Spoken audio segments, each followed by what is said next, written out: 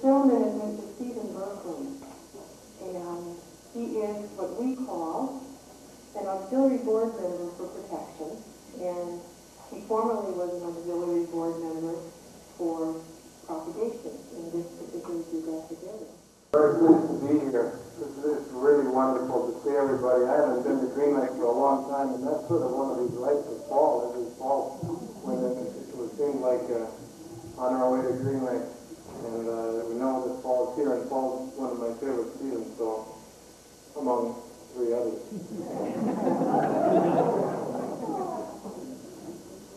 Well, I have, I started thinking about this thing about vision and what the way we look at the world and the way we maybe ought to look at the world according to the Baha'i teachings. Paul Apple did a fantastic job of sharing with us some of the vision from the writings, particularly some of the deep theological truths that are taught really throughout all the world's religions, but are particularly emphasized by and fulfilled actually by the coming of Baha'u'llah. But I wanted to just think for a minute about what struck me was that there was a sort of a feeling like, gee, that isn't my vision. And the difference, the relief or the contrast between the vision that Paul was reading from the holy writings of the Baha'i faith and my vision was, there was a big difference. And it worried me, and I thought tonight maybe what I could do, just briefly, because this won't take very long, and because it's warm and it's late and so on, but I want to take a few minutes to talk about this difference between the vision that we ought to have, because that's what the whole conference is about, checking our vision and making sure that it's right, because we have a lot of work to do as Baha'is and a lot of work to do as human beings on this planet. And if we're not, if things aren't too clear or a little foggy or something, let me ask you to consider this. It's almost, can you hear me? All right. It's almost like, sorry to the people that are taking this too. It's almost like, here's the goal. All right. And if we can't see it clearly, we might go off track. Right? That's one part of it. There's another part that we have to understand where we are in relationship to this goal. Because if we're here, or if we think we're here, we're going to be going in that direction towards the goal. But if we think we're here, but we're really here, and we go in that direction, we're going to miss. So part of this is knowing more about the goal and that vision and so on of what this goal is all about. And there's some beautiful passages that Paul alluded to in the World Order of Baha'u'llah, where Shoghi Effendi explains what this new world is going to be like when it's transformed. In so many different aspects, I really encourage you to read it. And anybody that wants to read it and wants to know what book that's in and where it's at, ask me after the talk and I'll tell you about this. But there's also a lot that we have to consider about ourselves. And I think this is the vision part, the vision check has to do with both the goal and where we are. And tonight, I want to talk a little bit about this goal. And hopefully, if I do poorly, these people have given me a chance to do it again on Sunday morning, so we'll try to. I want to read something to you. Now, this is from the writings of Abdu'l-Baha, the son of Baha'u'llah. He said, now imagine yourself for a minute, you've got a lot of money, right? Just imagine. Imagine you've got a lot of money, and you've got lots of time. All right, lots of time, lots of money, and you say, I want to do a little traveling, okay? I'm going to go over to my local travel agent and plan a little vacation. I've got all the money, I can go anywhere in the world I want, right? And I've got all the time in the world, right? And you go to your travel agent, and your travel agent suggests you go to Iran. Why are you laughing? There must be something about Iran that doesn't sound like a very pleasant vacation right now. Is it because you're Baha'i, or because you're American, or what? It doesn't, or because it's in total chaos, or because they're arresting people for no reason, it seems, imprisoning people, the human rights are out the window, and all. I mean, it seems like it's in total disorder in that country. The economy's bad. I mean, this place is in really tough shape. Well, imagine, now that's our vision, right? That's our view of Iran right now. Here's the view that Abdu'l-Baha gives us of Iran. But since the dawning of this day star, referring to the religion, the Baha'i faith, was in Persia, and since from that orient the sun shone upon the west, it is our fondest hope that the flames of love's fire should blaze ever more vehemently in that land, and that there the splendor of this holy faith should grow ever more intense. May the tumult of God's cause so shake that land to its foundation. May the spiritual force of his word so manifest itself as to make Iran the core and focus of well-being and peace. May rectitude and conciliation and love and trust issuing forth from Iran bring immortality to all on earth. May she raise on the highest summit the banner of public order, of pure spirituality, of universal peace. That's the vision that Abdu'l-Baha has for Iran. Can you imagine? The banner of public order, of pure spirituality, rectitude and conciliation, love and trust issuing forth from Iran. Right now, there's nothing issuing forth from Iran that's very pleasant to smell. But the vision of Abdu'l-Baha is that in the future, this country, these people that were once the flower of civilization on the planet will return in even greater splendor. And so imagine our vision of Iran and Abdu'l-Baha the Master's vision of Iran. Well, why do you suppose this is happening? Well, one of the things that I found out recently, I think I found this out before, but I forgot it. But I was reading again recently in a book called, it's actually not a book, it looks like a book, but it's just a big letter. A letter written by Shoghi Effendi, the guardian of the Baha'i faith, to the Baha'is in America called, and the editor called it, The Advent of Divine Justice. And in there, I was reading about, now why in the world has this happened to Iran?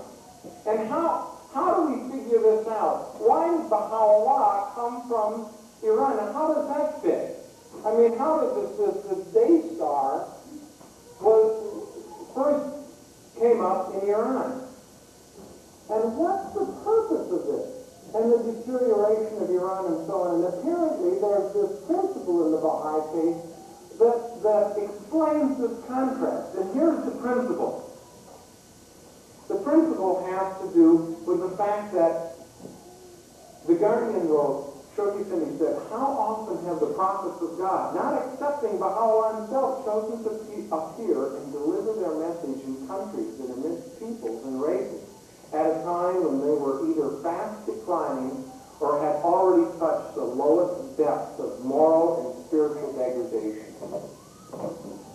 The appalling misery and wretchedness to which the Israelites had sunk under the debasing and tyrannical rule of the Pharaoh in the days preceding their exodus from Egypt under the leadership of Moses. The decline that had set in the religious and spiritual and cultural and moral life of the Jewish people at the time of the appearance of Jesus Christ.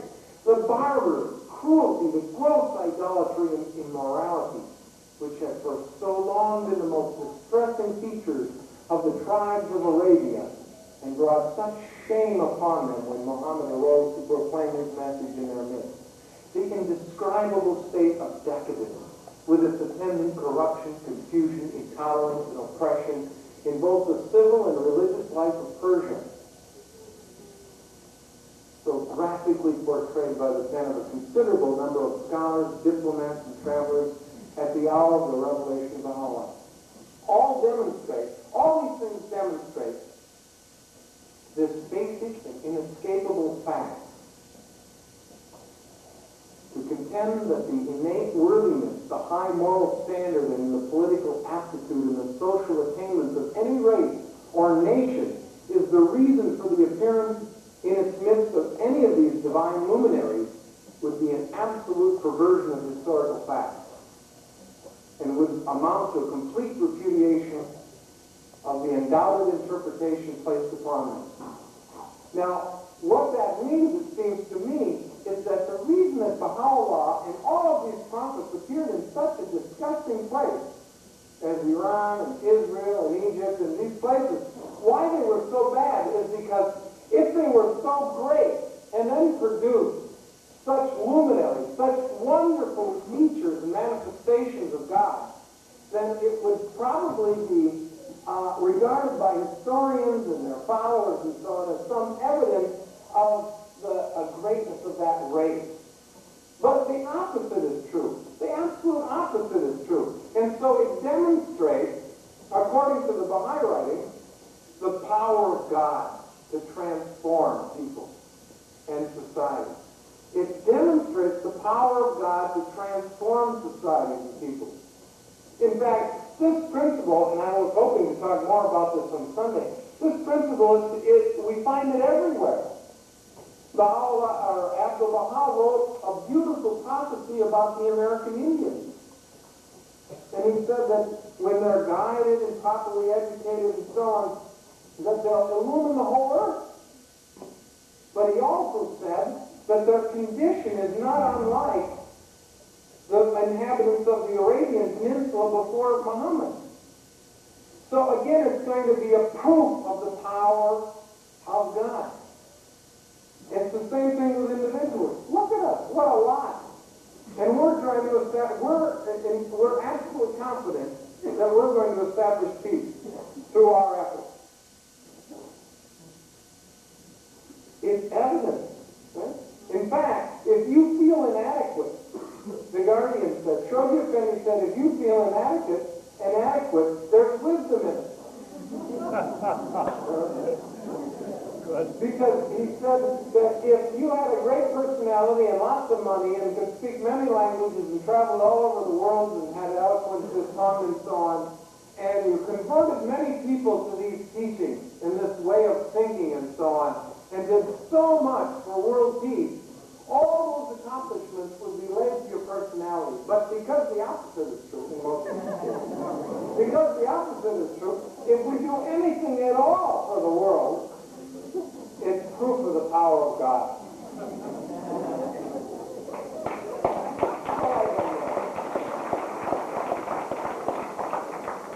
Now, I wasn't planning to say any of that at all so far.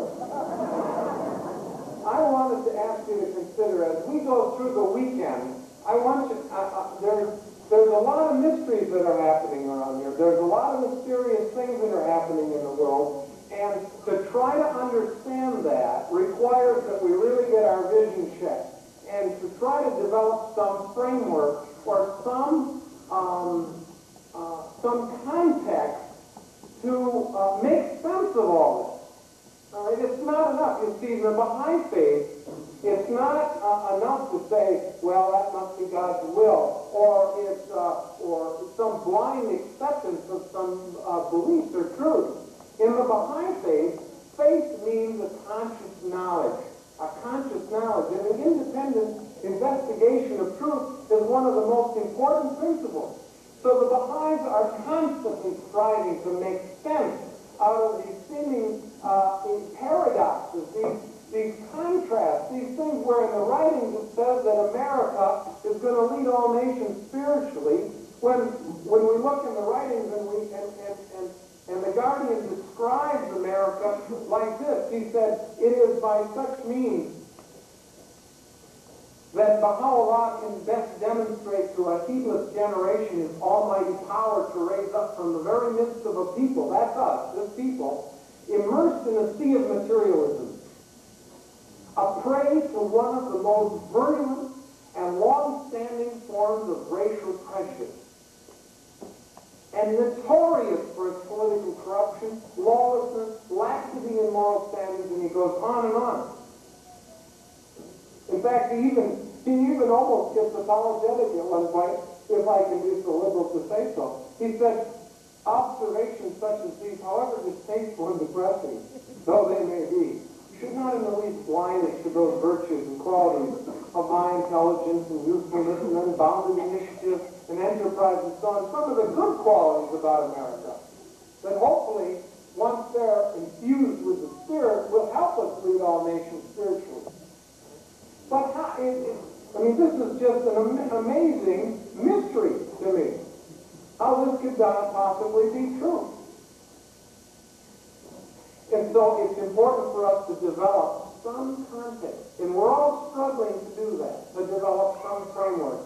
And I certainly am not going to be one that will try to impose on you some framework or some rigid set of principles or whatever, that the way I understand these things, and ask you to try to do that. But there's certain, it seems like, there's certain forces and things that are happening right now that I picked up from reading the letters that are coming from the Universal House of Justice, the supreme administrative body. I've said it before, and I really think that the Universal House of Justice is sort of giving us the play-by-play. You know, that's a sports term, by telling us what's happening exactly right now. All right, you know, when you listen to the radio or watch a sports event on TV, there's these announcers and so on, and they tell you what's happening in case you don't understand all the rules or see everything. They let you know what's going on. And it almost seems like these letters that are coming from our Universal House of Justice are giving us the play-by-play. And some of the things that I've noticed recently in these letters, I wanted to share with you tonight, just sort of briefly. And I also want to share with you something that I ran across in the teaching. This is great. The Guardian said that sometimes at the height of a crisis itself, more often when the crisis was past, the significance of these trials has manifested itself to men's eyes. Seldom, Shoghi Effendi wrote, seldom, if indeed at any time, has the mystery underlying these portentous God-sent upheavals remain undisclosed. But what that means to me is that we can figure it out. It doesn't have to be a mystery to us. He said the mystery underlying these things has been disclosed. Sometimes in the midst of the crisis, and other times after it's over. But one way or the other, we'll figure it out. And one of the ways that we do that, of course, is with the Universal House of Justice. Now, there's something that Paul mentioned that I want to elaborate on just a little bit. He mentioned these forces of disintegration and integration, the twin processes that Baha'u'llah wrote about, and Abdul Baha'i explained, and Shoghi Effendi really wrote so much about. Help us so much to understand what's going on in the world, because everything, as I said before from this stage, everything that's happening in the world is either helping this cause or it's helping this cause. There's everything, and in fact, even though there are maybe destructive things, they're really helping this cause. And everything, it seems, that happens in the world, even if it appears to be a crisis, ultimately helps us. Ultimately helps us. Let me give you an example. On a real individual level, one of the early believers that was just an angel, he was really something. His name was Haji Mirza Hyder. And this man, he became a Baha'i during the time of the Bab, even before Baha'u'llah declared his mission. And then he, of course, became a follower of Baha'u'llah after Baha'u'llah declared his mission, and after Baha'u'llah died, he was one of the greatest servants of Abdul Baha, the successor to Baha'u'llah. And he did so many things. There's so many stories written about Haji Mirza Hyder Ali and son. But one of the stories that I thought was kind of cute, actually it was probably very much a tragedy for him, but he laughed about it, so I guess we can too a little bit. He was on pilgrimage, and pilgrimage for us is such a wonderful thing and so on, but he had just finished up 14 years in prison, all right, in the Sudan. He was arrested in Egypt and transferred to a prison in the Sudan, in this desert in Africa, and was there for years and years, more than a decade he was there.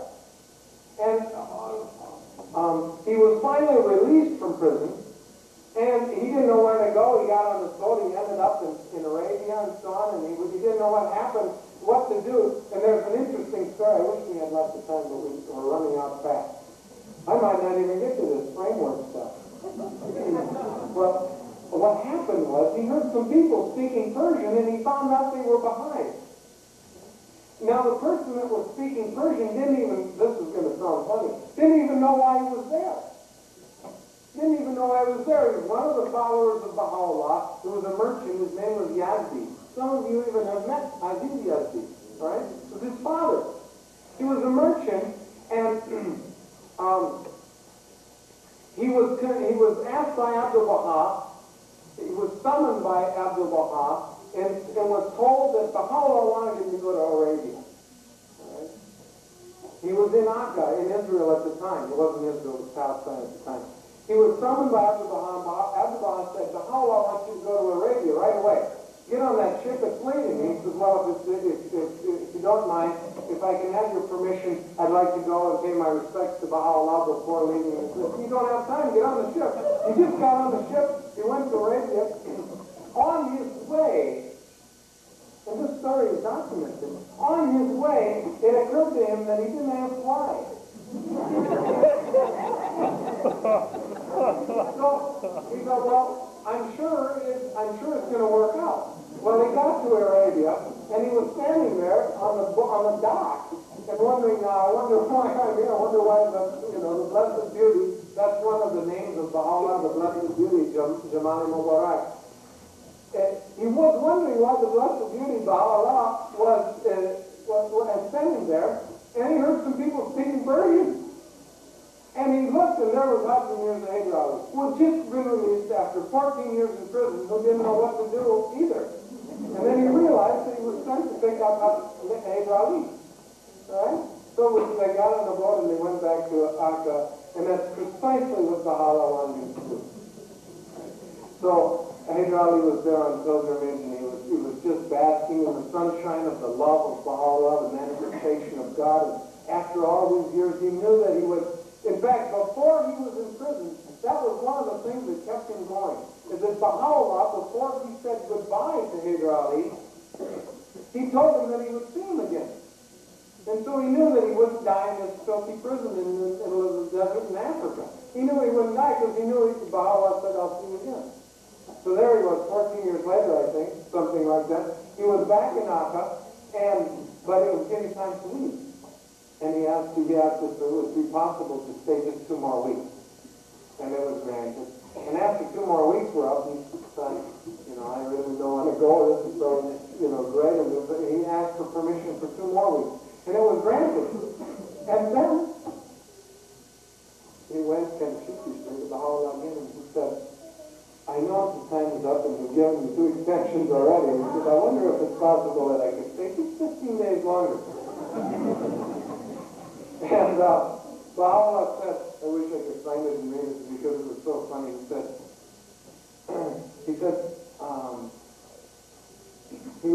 I was summoned to go to Baha'u'llah's room. He smiled and told me, you can stay 15 days more. But on the condition that someone will guarantee your departure at that time. Baha'u'llah said, and this is, these are pilgrims notes, these aren't the exact words of Baha'u'llah, but these are the memories of Hyder Ali. He said, Baha'u'llah said, we want you to return home very happy, but do not forget the condition. Someone must guarantee that you will leave. And right away, Hyder Ali said, the master, referring to Abdul Baha, he said, he can be my my guarantee. It can be my guarantee. I'm sure that he'll agree to, help me out. And of course he did. He said, when I got back to the Pilgrim House where all the other Baha'is were staying, that were visiting Akka at the time in that area, he said, I danced. I actually danced. I was so happy that I got to stay 15 days more. Well, when he was getting ready to leave after that 15 days, it was just so wonderful. He had really, he'd come from absolute nothing in this prison, having absolutely nothing. Abject poverty.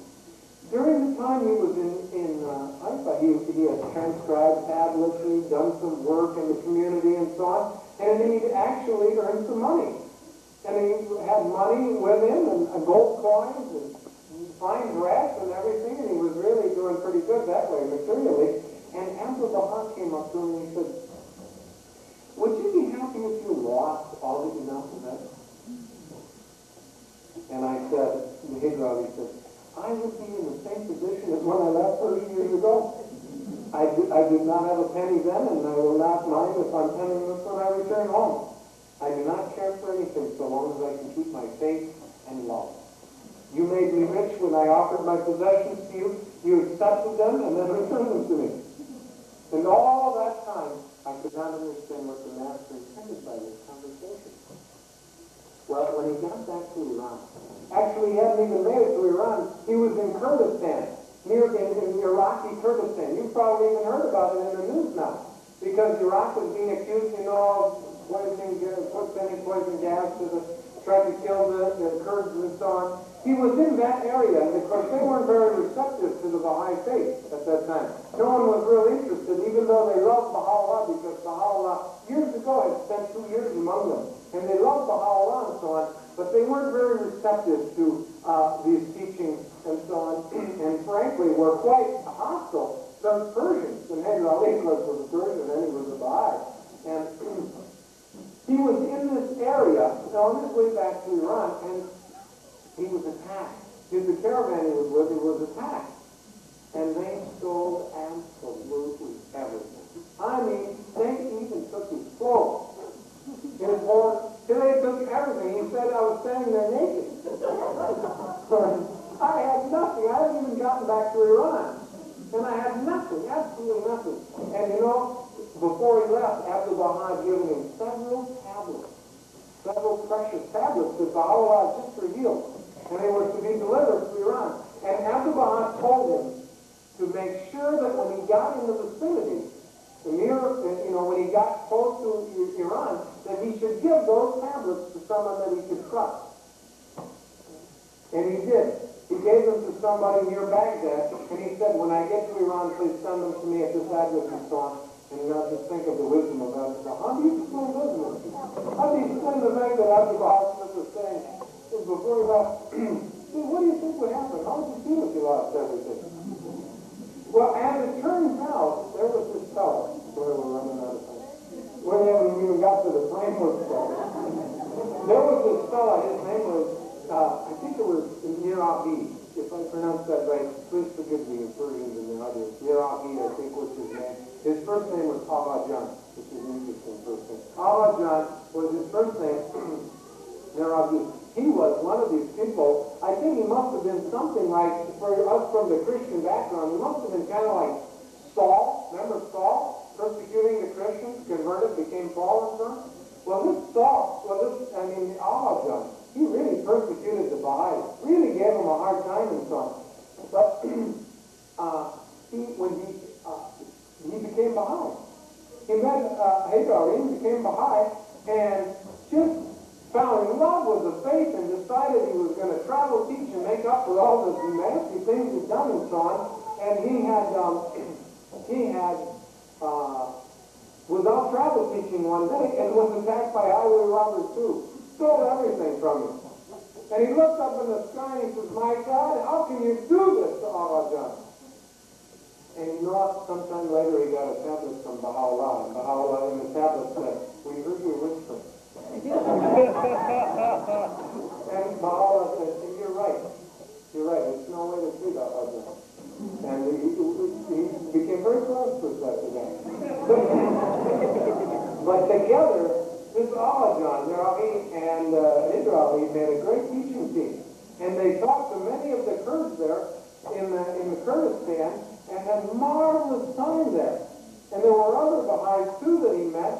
And I have to just read just briefly what this Haider Ali said about all this.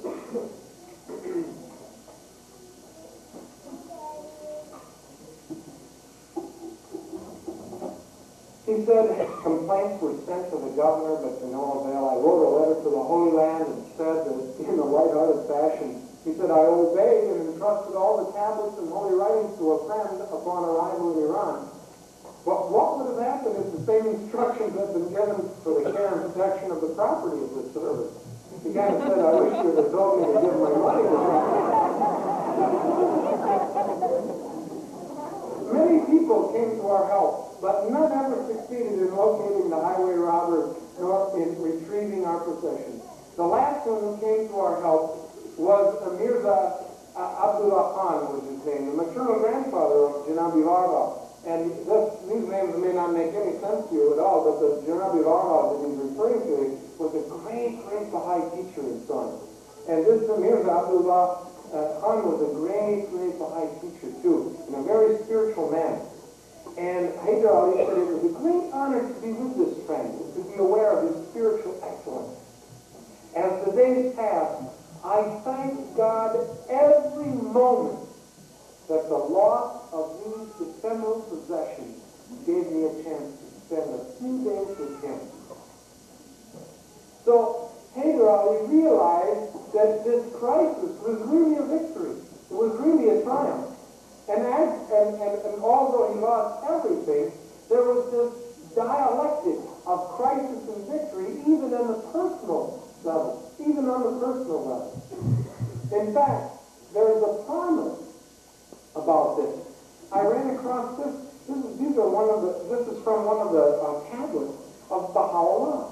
He said, nothing save that which profiteth them can befall my loved ones. Nothing.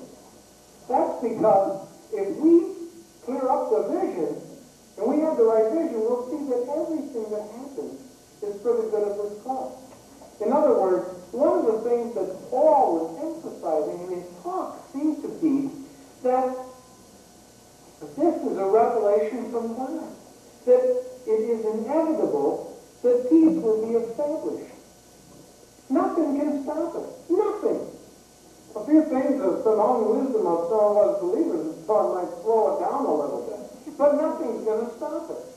It will, and everything that's happening in the world, whether it's inside the Baha'i community or outside to the government, are all either tearing down all the barriers to world unity or creating more opportunities for Baha'is and like-minded people around the world to spread these teachings. Here's what it says in our writing.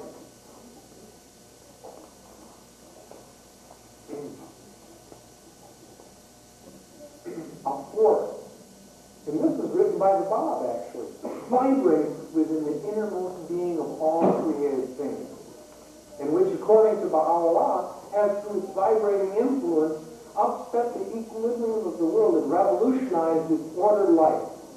Such a force, and he writes with a capital F, this force acting even as a two-edged sword is under our very eyes, sundering on one hand the age-old ties which for centuries have held together the fabric of civilized society, and is unloosening on the other the bonds that still fetter the infant and as yet unemancipated faith of Baha'u'llah.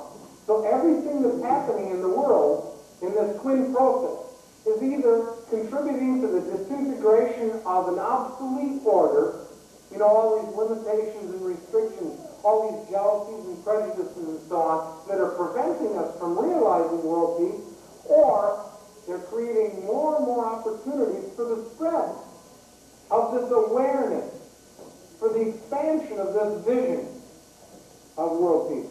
All of these things are either helping the cause or they're helping the cause. In fact, I want to read something from Baha'u'llah. This is one of the most delightful tablets that I've seen from Baha'u'llah. It's so wonderful. He just says, very simply, he said, although the author of the following saying had intended it otherwise, yet we find it pertinent to the operation of God's immutable will. And here's the saying, even or odd, thou shalt win the wager. The friends of God shall win and profit under all conditions. In other words, if we react to criticism with love, if we approach people that are strangers with love, if we act as the friends of God in all our behavior and so on, we win. No matter what happens to us, we win. The friends of God shall win and profit under all conditions and shall attain true wealth. In fire, they remain cold. And from water, they emerge dry. Their affairs are at variance with the affairs of men. Gain is their lot, whatever the deal. Baha'u'llah says, isn't that nice? Baha'u'llah in one of his tablets says, gain is their lot, whatever the deal. To this testifieth every wise one with a discerning eye, and every fair-minded one with a hearing ear. Well, let me finish up by saying that one of the things that I want to try to do during this conference, and I'm going to try to do this too, is that as we go to the workshops and spend time with each other, which is incidentally a deepening experience in itself, because Baha'u'llah said one of the teachings of the Baha'i faith is that we should consort with the loved ones of God. As we interact this weekend and listen to the speakers and go to the workshops and so on, well, let's try to put some perspective to what's happening in the world. Because this is a great time. You know, even so, look at all of the manifestations of God. I read earlier about some of the manifestations of God, Muhammad and Jesus and Moses and so on. You know, each one of them appeared in a despicable place. And one of the things that was also common to them is that they took a retreat. Muhammad went into the desert, into the mountains. So did Moses. Jesus went into the wilderness. Baha'u'llah, as I mentioned before, went into the mountains of Kurdistan for 2 years. And we've got a chance this weekend to kind of gain some spiritual strength, to relax, spend time with the loved ones of God, eat a lot probably, sleep as much as possible, but really, generally, regenerate and get our vision checked, really. Well, one of the things that I want to ask you to do then is to try to develop a perspective that is congruent with this idea that everything that happens in the world is for your profit. That's a statement from Baha'u'llah himself. Nothing can befall my loved ones, but that which profiteth them. Nothing. How can we reconcile that with all the things that happen? It's sort of like that Arajan. Is this any way to treat me? You know, sometimes I feel like Arajan out there in the Kurdistan. What's happening? Why me, Lord? But nothing but that which profits them can befall his loved ones. Nothing. Now how can we reconcile that? I believe that if you can reconcile that, you've really got your vision checked. You've really achieved something. Right? And also, on a more collective level, everything that happens in the world is aiding the development of world peace. And how can we reconcile that when all around we see chaos? How can we reconcile that in our minds? Well, that's another challenge for the weekend. Let me finish.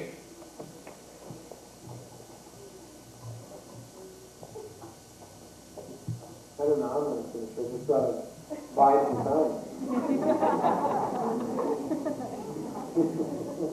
Wait, you know I can do anything. All right, here we go. That's what I was looking for. If, however, Baha'u'llah said, if, however, for a few days, in compliance with God's all-encompassing wisdom, outward affairs should run their course contrary to one's cherished desire, this is of no consequence and should not matter. I've told many of you before that I've seen many times when I'm coming home after a hard day, Nigel, my wife, says, how was it? I said, well, things ran their course contrary to my cherished desire.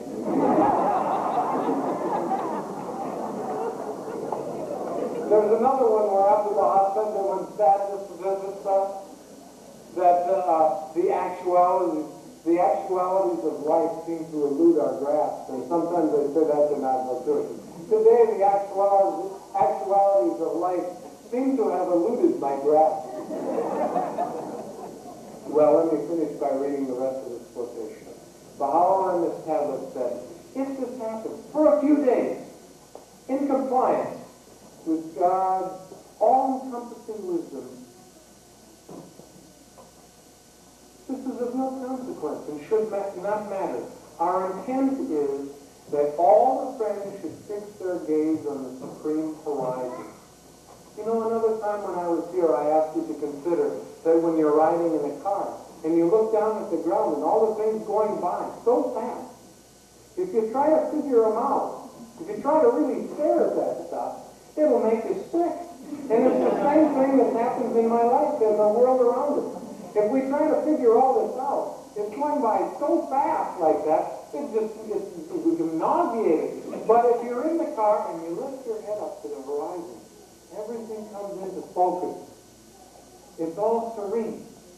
And you can anticipate the turns and what's going to happen and forget about this stuff. Remember, Baha'u'llah said, it should not matter, and it's of no consequence. Our intent is that all the friends should fix their gaze on the supreme horizon and cling to that which has been revealed in the holy tablets. This is the time, folks, this weekend, when we can really fix our gaze on those things, because speaker after speaker and workshop after workshop and believer after believer that we run into is going to be talking about these holy tablets. These things have been revealed. Hopefully the conversation will be all about these things. And we can really try to get our vision checked.